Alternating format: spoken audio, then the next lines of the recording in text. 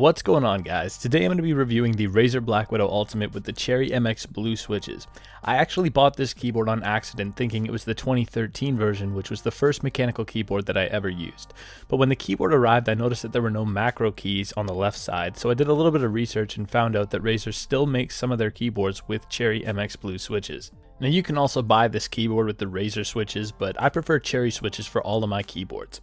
I'll talk more about the switches later, but for now let's discuss the specs. This is a full-size keyboard that's housed in a high-quality plastic case and it's IP54 certified, which basically means it's water and dust resistant. Here's a clip of Razer proving that, I guess.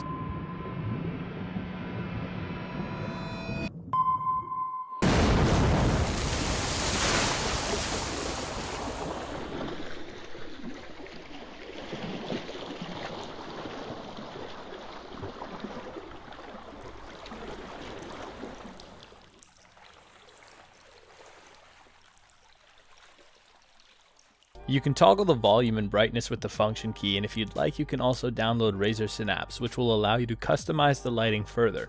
However, I choose to disable the software on startup and just leave the lights on static. I do this so that the software isn't always running in the background and using up valuable resources.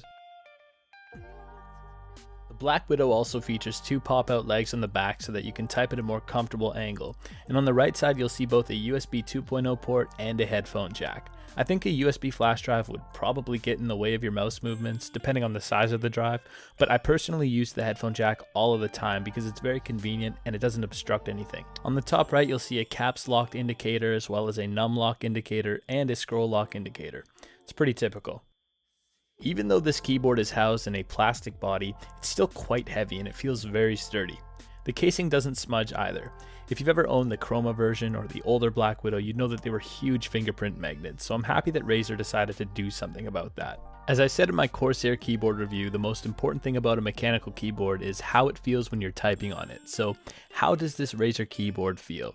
Simply put, it feels great. It's been a long time since I've used the blue switches and I'm starting to fall in love with them all over again.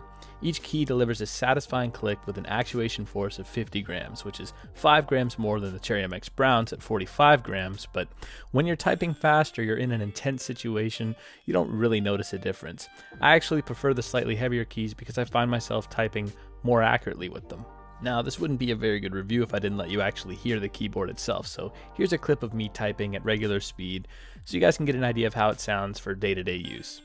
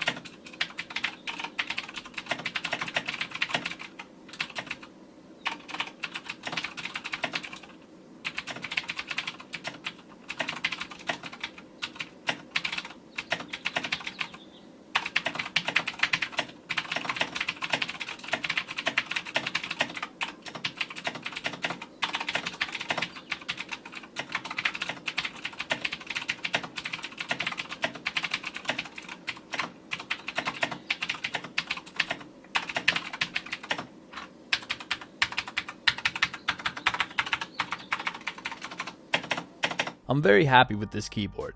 I picked it up brand new from Best Buy for $100 Canadian and it's been a joy to use ever since. If you're looking for a mechanical keyboard but you don't want to spend a lot of money on features that you don't need like RGB lighting or wrist rests, check out the Razer Blackwidow Ultimate. That's going to do it for this video, guys. If you found this review helpful or informative, leave a like. If you didn't like the video, leave a dislike. Let me know how I can improve and I will catch you guys in the next one. You don't even believe in Jesus.